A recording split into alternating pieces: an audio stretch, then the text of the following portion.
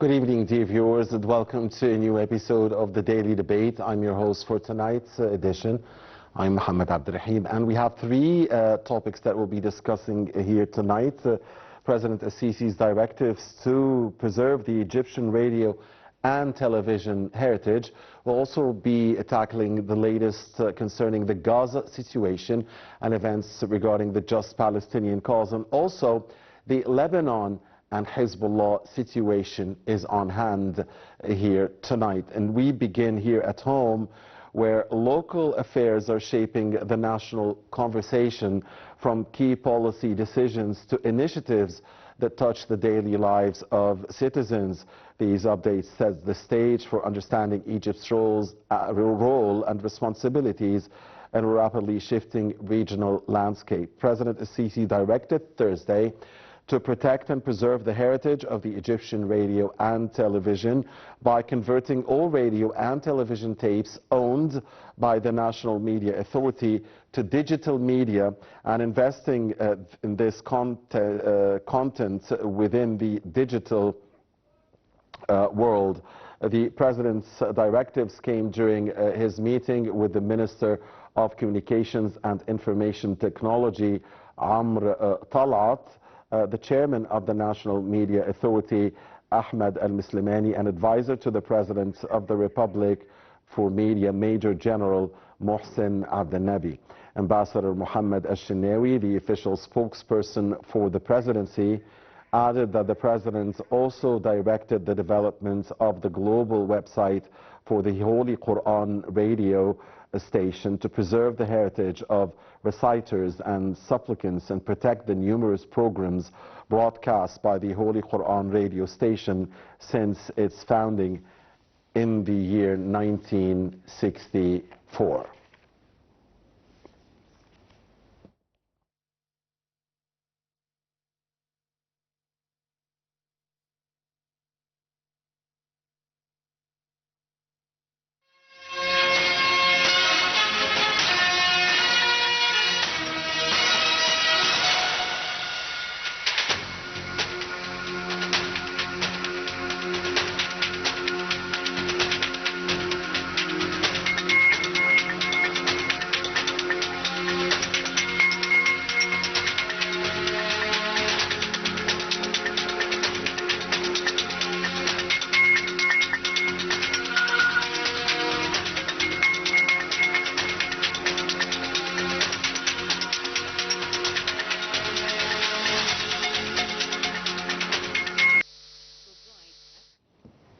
Yes, and moving on to the second segment, the Gaza situation and events related to the just Palestinian cause. The humanitarian crisis, unfortunately, remains dire amidst ongoing hostilities.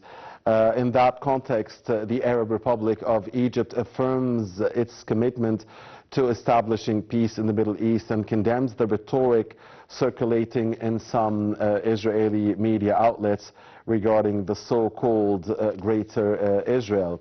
Egypt has called for clarification given the incitement of instability, a rejection of the peace option in the region, and an insistence on escalation by the Israeli side.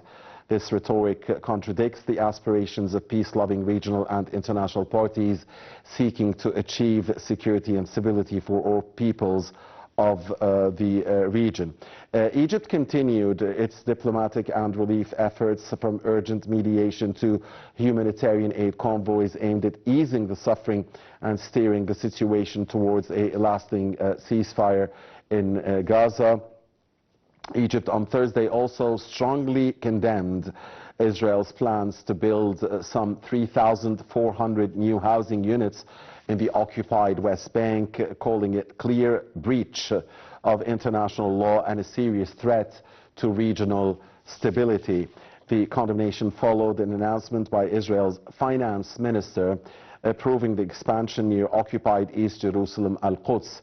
Egypt's Ministry of Foreign Affairs said the move reflected an intention by Israel to expand illegal settlements, seize more Palestinian lands, and alter the demographic composition of the territories it occupies. Let's watch this report on the topic.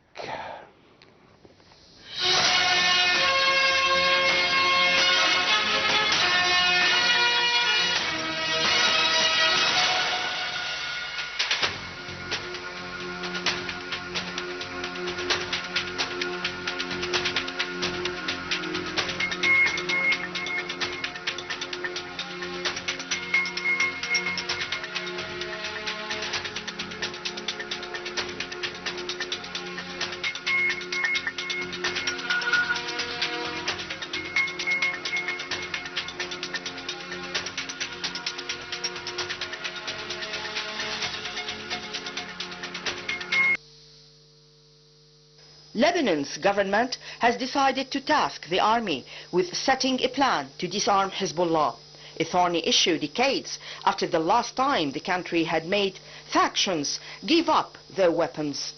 The announcement was the first time a Lebanese government has announced it would disarm Hezbollah, the only armed faction that kept its weapons in the aftermath of the 1975-1990 civil war. Hezbollah has kept its arms in the name of resistance against Israel, which occupied Lebanon's south until 2000. The decision effectively strips Hezbollah's weapons arsenal of political legitimacy, breaking with past government statements that recognized their resistance alongside the Lebanese army. Consequently, the balance of power in Lebanon has shifted after a recent war between Israel and Hezbollah left the group badly weakened, and after political shifts in neighboring Syria. Unprecedented Israeli strikes on Iran in June have further weakened Hezbollah's stance. Previous moves to limit or to do away with Hezbollah's weapons and logistical network have led to major political and security crises. The group's arsenal has remained a divisive issue in Lebanon, with opponents demanding the state control all territories and the government have the sole power to declare war and peace.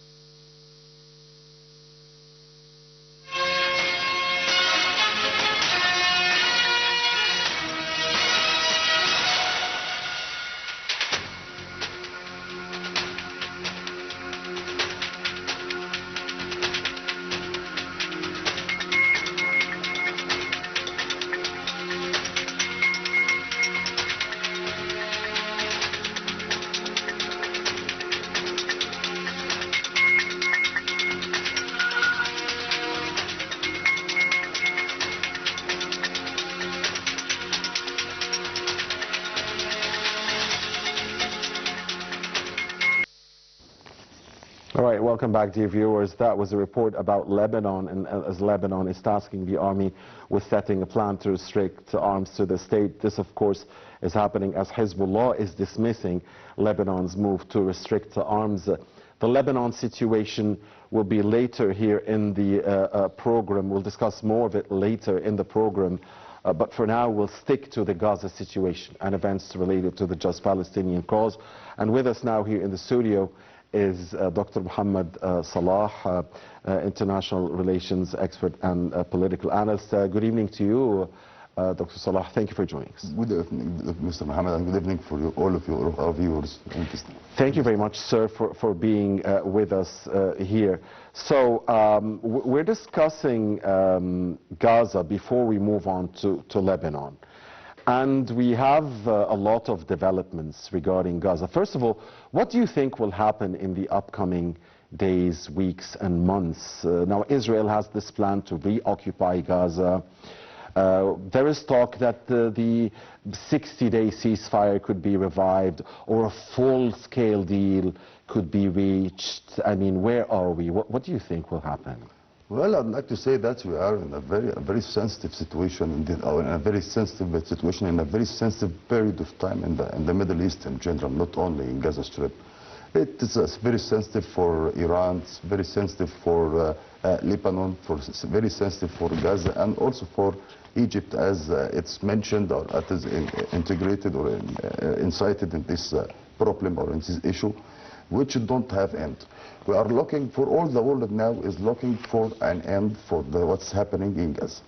You have done all of the war crimes that could be done by any military forces in the modern history.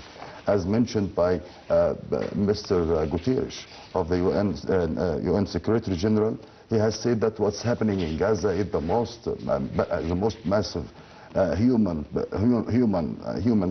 catastrophe in the modern history. So I think that we are in front of a leader which is Bibi or Netanyahu. This called Netanyahu. Mr. Netanyahu do not have a strong desire to end up this war. He don't want to end this up, and he is giving more exaggerations to all of the fronts of the war in the Middle East. He is looking for exaggeration against Iran and against Lebanon and against Syria and against Gaza in additional. He is looking to occupy or fully occupy Gaza Strip in order to continue pushing Palestinians outside Gaza Strip in order to move them to Egypt. And this may cause a lot of problems on the regional struggle, or will start a regional struggle between Egypt and Israel, which will lead all the Middle East to a regional war, which anyone can explain or can expect the results or the ends of this war. I'd like to say that as he told us yesterday, he talked about as he's a spiritual leader or a political leader, that he will achieve or will come the dream of great Israel into true by this war in Gaza. And he said that he have the need or have the desire to occupy more lands in Egypt and in Jordan and in Gaza Strip and West Bank.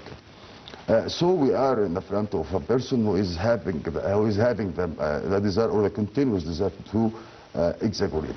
He do not have an exit to end this war. He do not have the ability or the chance to end up this struggle. He know well that ending this war will lead him to the jail, and he will be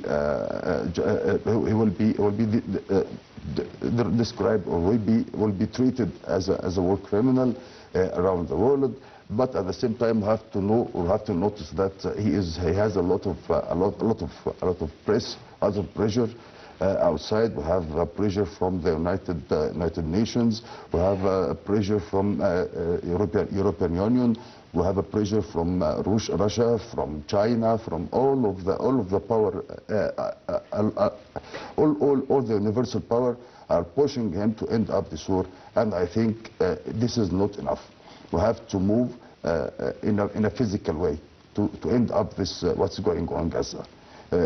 Stop or pushing through ideas or through TV shows or press conferences are not enough to end up this war. We have to see a movement on the land. We have to see a physical movement to oblige him to end up what's happening. What do you mean by physical movement? I'd like to say that you have to end up or to end ties by in supporting him by weapons. I can't understand what's happening from the West and from the United States of America, from the other worlds or other nations in this world who are condemning Palestinian people and at the same time are supplying Israel with weapons. This contradicts with each other. So when you give him the weapon, consequently he will continue in his war. Well, the green light, he's getting the green light from the U.S. president, from isn't U.S. he? president and from the others. I'd like to say that I'm not involved in this, what's happening now in the media. I'd like to say what's happening on the ground. What's happening in the media, it's easy for all. So you think that all of this rhetoric about the war crime suspect Netanyahu's belief in Greater Israel, of course Egypt has responded by asking for clarifications and by rejecting this rhetoric regarding so-called Greater Israel, and by saying that this gives incitement of instability and a rejection of the peace option in the region and an insistence on escalation. But the question here is, so you're saying that forget about the rhetoric, but let's focus on what's happening on the ground. Did I understand you Yes, correctly. this is what I mean. So let's get the aid in. Let's try to get the relief aid in as much as we can, because this is First of all, we have to reach a ceasefire now. Now you won't be able to give or to deliver aids, human aids, to any of the civilians in Gaza Strip without having a ceasefire. It will not be able. You will not be able to do this without any ceasefire or without reaching ceasefire and putting an end for this barbaric war. Okay, Mr. Salah, please stay with us. And okay, the situation seems to be foggy, vague. That's why at the outset of my talk with you, I said that so much is going on and things are happening so fast, and you're hearing contradictory statements from all sides, really. I mean, the Americans at one stage, you feel that they are giving the green light to the Israelis. At the same time, they're talking about the fact that you cannot fake a starvation, the words of the US President Donald Trump. At the same time, talking about a potential ceasefire deal, a 60-day ceasefire or a full-scale deal.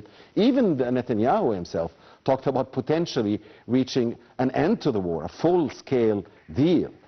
Okay, so we have the phone. So I'll put this to my guest over the phone, and then I'll get back to you, Mr. Salah, on the Gaza situation. With us now is Mr. Ahmed Mustafa, international relations expert. Thank you very much, Mr. Mustafa, for joining us. I'm not gonna make the question long, because I think you know, and I think most of our viewers know, how foggy the situation is regarding Gaza and regarding the just Palestinian cause, and all the fast-moving events on the ground and on the podiums and on the arenas of international organizations and foreign ministries around the region. And I mean, it's so foggy, so vague. What do you think will happen regarding Gaza? Because these seems to be crucial days and critical days ahead. Mr. Mustafa.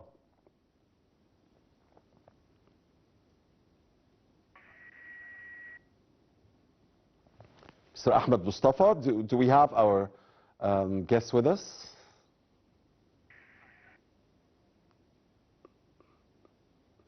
Okay, Mr. Salah, the question is forwarded to you again. So what's going to happen? I mean, anything can happen. I mean, we can see a reoccupation of Gaza. We can see a 60-day ceasefire deal. We can see a full-scale deal. We can see then the restart. We can see Mr. Hilela, or the man who's supposed to take over Gaza. We can see technocrats taking over Gaza. We can see the Palestinian Authority. We can see Arab forces. We can see international forces. We can see Hamas out. We can see Hamas giving up their arms. Maybe they won't. Maybe they will stay. There are Israeli attempts to displace Palestinians and put them out into Egypt, and Egypt says no. This is a red line. This will not happen. So, I mean, so much is on the table now. Yes, and this causes this makes a lot of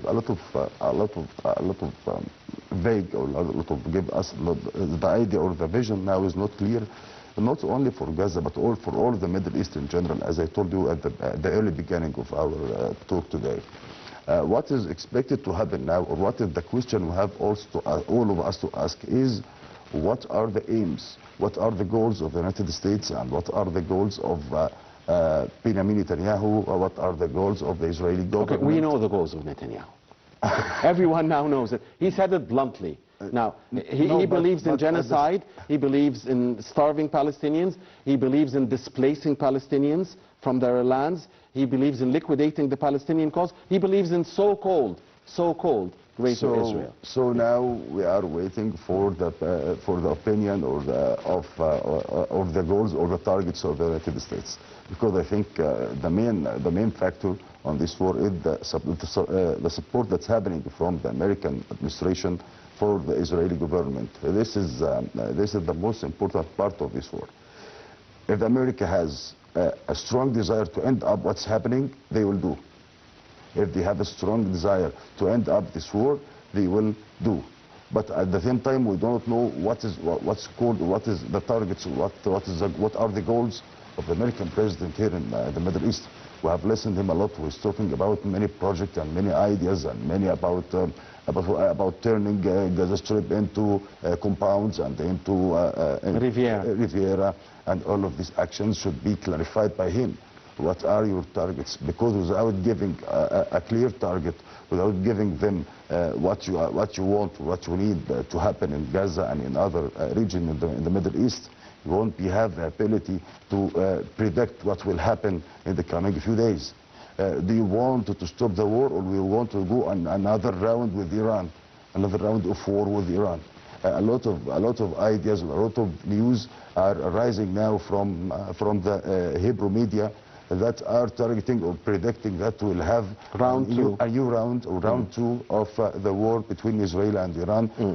Israel with the support or the total support of the United States with Iran before the end of this month. And this is the main target or the main subject, or one of the main subjects that will be discussed between Putin and Vladimir Putin, the Russian president, and Donald Trump in Alaska tomorrow. Tomorrow.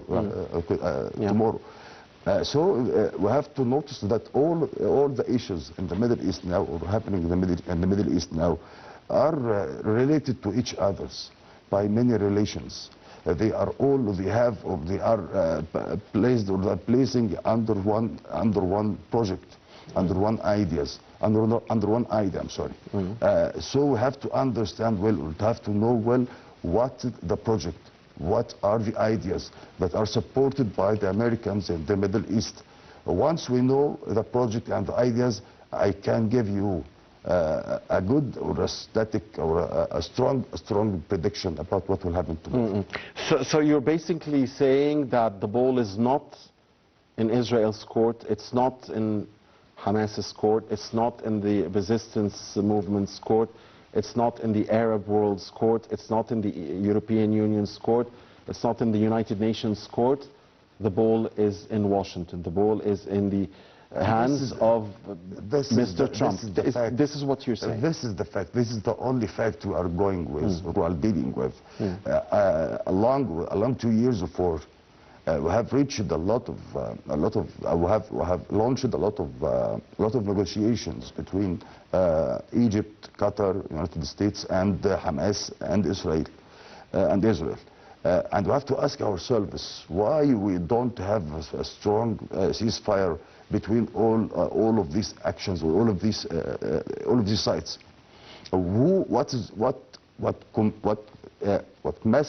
the message are coming now from being not, or you are not able to find out where the people who are looking for in Gaza are looking for. You don't know well, or we don't know what's your goals in this war, what you would like to have, or what you have to answer or to war. You have reached Ismail Haniyeh in Iran. You have assassinated, assassinated. You have reached Sinwar. You have reached all the leaders of Iran, all the leaders of Hezbollah, all the leaders of Hamas. But at the same time, you can get those who were captured in 7th of October actions. And there are young generations of resistance fighters that are coming up. I mean, some of them are 20-year-olds and 15-year-olds, and they are resisting the occupation. We have to know where second string and third string and fourth string, because there is an occupation, so there is a resistance. Depending on power only to set or to reach peace, as Mr. President Trump is telling or delivering this message at the early beginning of his second administration period, it is not correct. Using force or using power will lead us for exaggeration, will not lead us to peace. Everything won't stop by giving or by delivering bombs. Now you have used all kinds and all types of bombs, of all types of weapons, and you don't reach any static result or any good result from these actions. I think we have used all the weapons and all the bombs and all the power during the past 2 years. What are the results in the? What are the cards? What are the cards? Okay, so most people would agree, like you said, Mr. Salah, that the main factor is the U.S. factor, is the Trump factor. That's the main factor. But there are other factors. So we as Arabs, as Arab capitals, as big Arab nations, big and small ones, I mean. The Arab in general. Arabs in general. What are the cards that we own? The diplomatic cards, the... What are the cards that we have? First of all, we don't have a lot of cards due to the Arab system or the Arab regime is very weak. We are not integrated with each other. Neither military forces. We have to have an Arab forces or Arab United Forces that to keep peace in our region. We don't have unified Arab forces now, armed forces for the Arab League to prevent what's happening here. We do not have a regional economic system. We do not have a regional social system. We are fighting with each other. We don't have the ability, we don't have a shared vision for the future. And this is the problem of what's happening, what's going on, and what's making the Arabs have a very small number of cards. Listening to that, then the resistance. The Palestinian resistance inside Gaza, that would make it a choice. I mean, the Palestinian resistance in Gaza is the best way to fight Israel. Let me say that about the resistance in Gaza. We have to know that the resistance here is representing the people. We are talking with the resistance when it's looking for liberating people, liberating countries, not making them occupied again. And this is, we are all supporting resistance, and we are all with the Palestinian rights. We have 2 million plus who are resisting occupation in Gaza. But now we have to understand, well, how shall I go with, or how shall I move? I have to ask my supporters. I have to ask my Arab nations before moving in a very dangerous action like 7th of October. I have to ask how could I receive, or how could I defend my people as a result for this. But it seems that alongside the Trump factor, the 2 million plus Palestinians, with all their sacrifices, huge sacrifices, will remain the strongest force against occupation. We have to say that the 2 million of Gaza Strip heroes. More than heroes. There is no suitable words or expressions could be available to describe what is going by these people in order to save their issue, in order to save their lands, in order to go on to do more against the barbaric military situation that's happening by Israel. As Secretary General of United Nations said before, it is the most worst situation in the modern age. It is. Yes. Mr. Salah, dear viewers, let's watch another report, and this report is linked to the third and final topic of the episode, which is Lebanon. So we'll move on to Lebanon now, and this report is about Hezbollah's dismissal of the Lebanese state's move to restrict arms. We'll watch the report and we'll come back and start the discussion about Lebanon, Hezbollah, Iran, and others. Let's.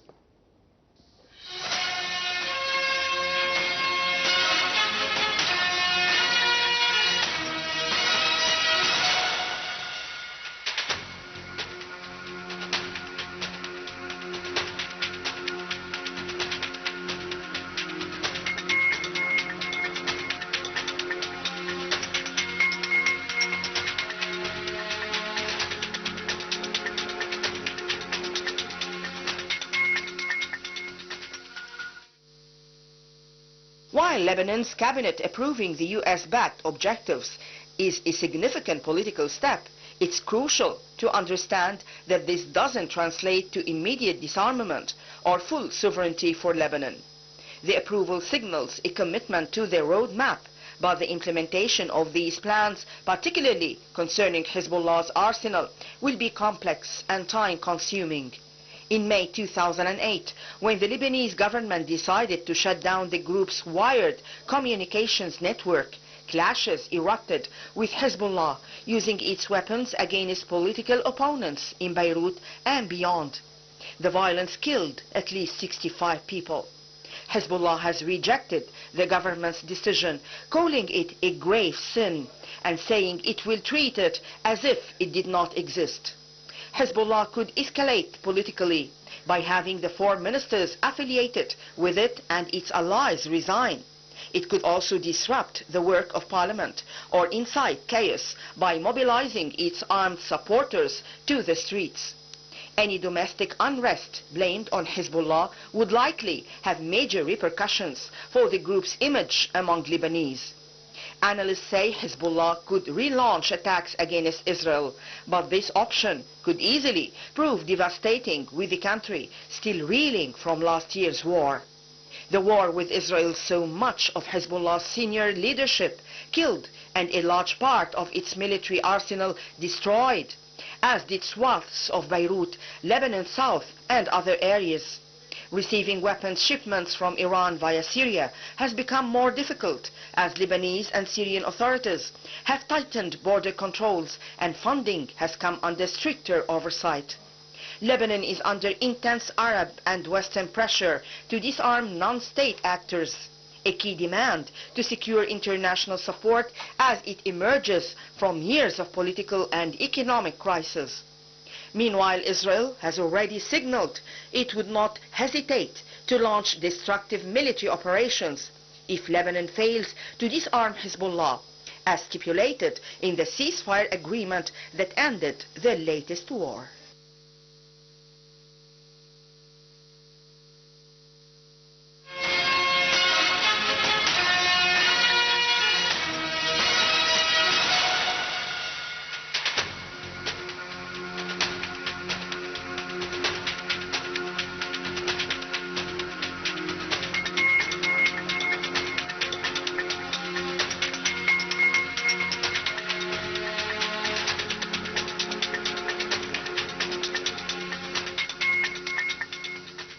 All right, welcome back. Thank you, dear viewers, for staying with us. With us now live over the phone is Mr. Ahmed Mustafa, the international relations expert, to give us his insight on the Lebanon situation. I will also ask him about Gaza. Mr. Mustafa, good evening. Thank you for joining us. Thanks a lot. Good evening. Mr. Mustafa, I want to ask you first about Gaza. The situation is very foggy. There are millions of scenarios that could happen. Which scenario do you think will happen regarding Gaza? The fait accompli. If there is no resistance, if there is no weapons at the hand of Hamas and Al-Qassam and Al-Jihad, if there is no boycott from the Arab world, especially the economic boycott, nothing will be achieved. If there is no rallies from all the Arab and the Muslim countries worldwide in all the capitals tomorrow, because the Western, look at the Amsterdam today, for example, look at Berlin, look at London, look at New York, look at all the Western, and even in China, in Japan, in South Korea, in Indonesia, in all of them, they're having rallies against that, and they dismiss, even the Israeli tourists, once they know that. What about us?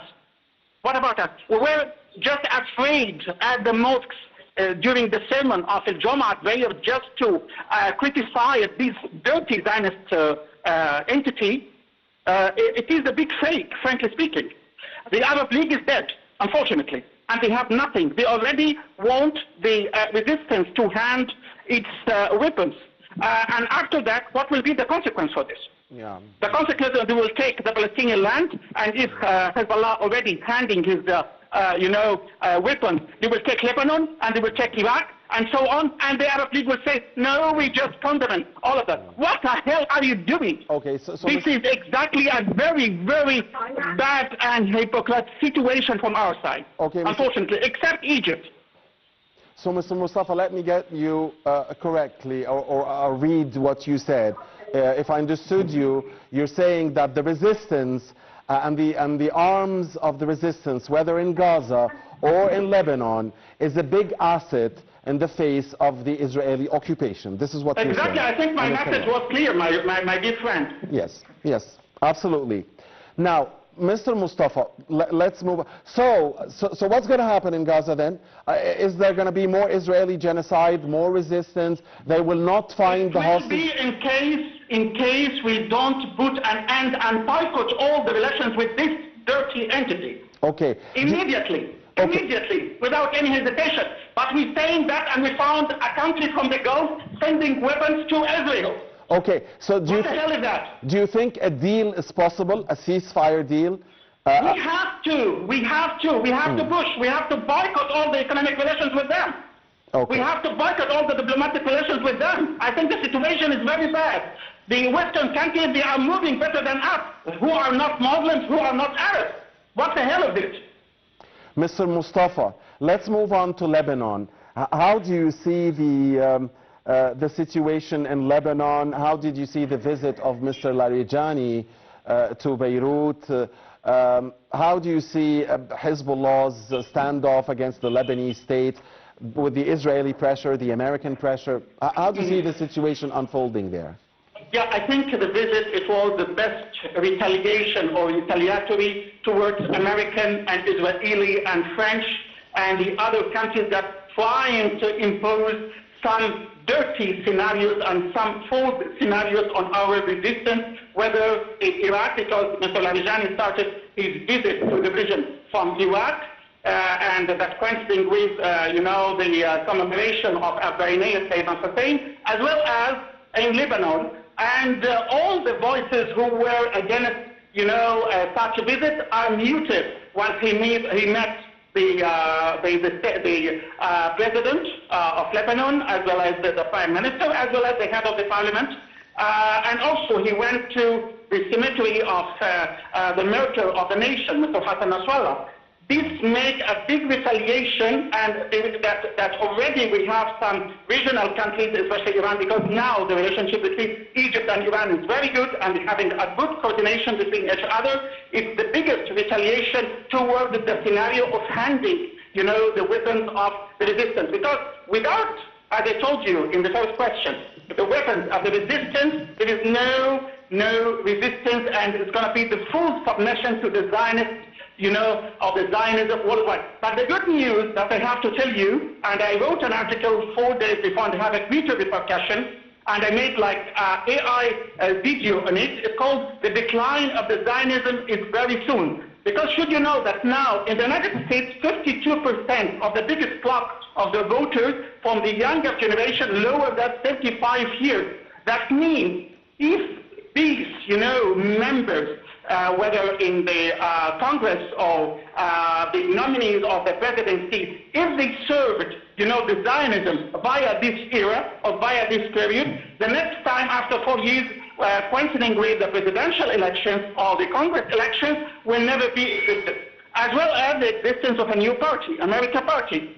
That is very good for the future of the world, because more or less the Zionism is in decline, and one of the biggest, examples of this, the struggle of the Rahman Madani, who will be the mayor of New York by next November, inshallah. Okay, so Mr. Mustafa, there is no question that Israel's ugly face has been unveiled, and the world has realized what this Zionist entity is all about. There is no question about that. But it seems that the right-wing extremists and the war crime suspects in Israel are trying to exploit this moment, exploit Mr. Trump's presence in the White House, exploit this weakness in the Arab world at the moment, and exploit this and trying to finish the game. This is what maybe they're trying to do, because they know that midterm and long term they have lost. Is that a correct? I have to repeat what Mr. Larijani, because I heard his dialogue an hour before on Al Mayadeen TV, and he said why we are not making a struggle like Russia and like Mr. Putin, because they cannot make Putin, yielded to them. While we are not, despite we are more than, in the Arab region, we are more than 400 million of population in the Arab region. Why we are not doing or treating with them as China, despite, the terrorists and they retaliated and they make America submit to them, or yield to them, or knee to them. It is our issue, and unfortunately, as long as we don't have the collective action, and we said it and we stress on this several and more again, nothing will be achieved. Israel is a very fragile, and how much Iran retaliated and made it as a help by the testimony of Trump himself. One final question. I'm sorry, but time is running out. One final question, yes or no? Yes or no? Do you think there will be a round 2 of Israel-Iran war? I don't think so, because as I told you, the time is not in the favor of Israel, and they knew very well that they lose the battle. Okay, thank you very much, Mr. Ahmed Mustafa, international relations expert, back here in the studio with our dear guest, political analyst, Mr. Mohamed Salah. Mr. Salah, same questions to you, but you said you believe there will be a round 2. Sure. Sure. Lebanon, how do you see the standoff? There's a lot of American pressure, a lot of Israeli pressure. Let me say, first of all, that what is happening in Lebanon now is a very strong sign that there will be a round 2 with Iran. And this is what's happening, what's going with Lebanon and with Syria by supporting Ahmed al-Shara forces. Is to prevent Iran from moving around Israel. In one Hebrew program, or one Hebrew program, they were predicting or expecting that they will have an invasion from Iran from the borders of Syria and Lebanon. And this is why they are fighting or pressing more on Lebanon and in Syria to prevent or to disarm Hezbollah from any weapons and from any other military activities. An invasion from Iran, you said? From Lebanon, not from Iran.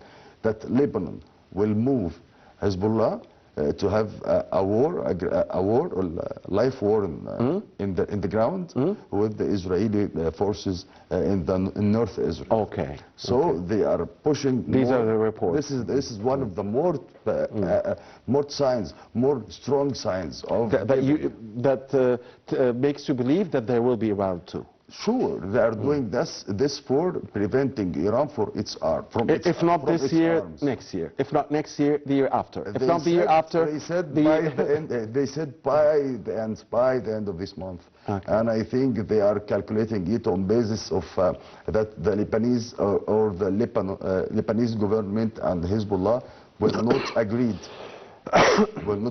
on these negotiations and will be delivered, all of them will be delivered to chaos. They are targeting chaos in Lebanon. They are not supporting government or Hezbollah. They are supporting chaos in order to acquire or in order to dominate more lands in the Middle East. Now they want to have the lands of the south of Lebanon. They want to have, or they already talk. They have talked in the south of Syria, in Daraa and Suwaida.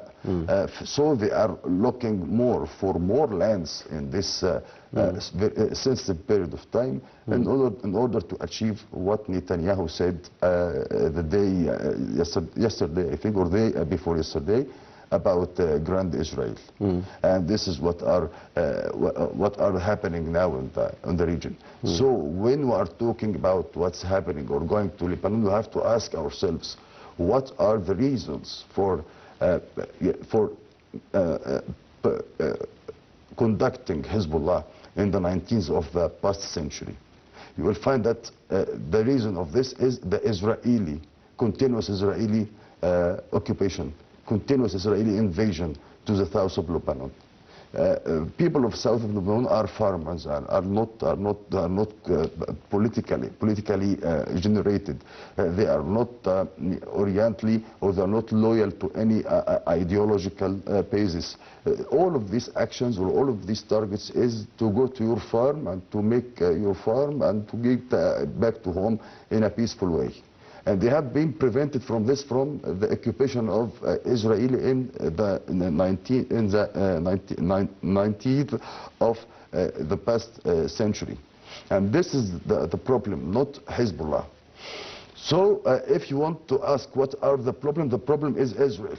And we have to also understand that we have to understand the needs of the government in Lebanon to do disarming or disarmament to Hezbollah, and we have to understand well the reasons for Hezbollah to keep his forces or to keep his. That's very well understood. Yes. But do you think Hezbollah will be able to bear the pressure and keep its arm, or will the Lebanese state succumb to the American and Israeli pressures and somehow succeed in convincing?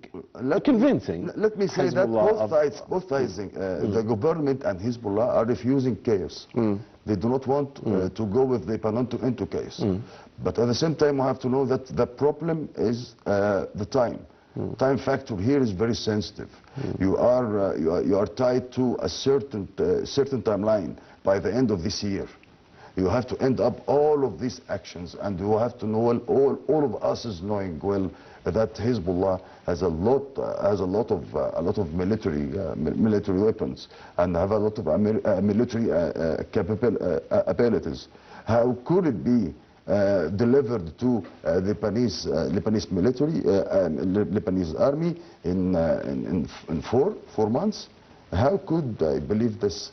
How could they exchange ideas with each other in 4 months? How could they understand each other in this very low period of time? It's very short, too short to reach any agreement.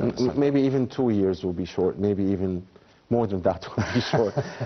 We'll see, of course. I mean, it's a very volatile, vague, foggy situation, I guess. True. Across the Middle East, across the entire Middle East. Thank you very much, Mr. Mohamed Salah, political analyst. Always a pleasure to have you with us. Thank you, and thank you. Many thanks for you and for all of our viewers today. Thank you, sir. Thank you for watching us. Please stay with Nile TV.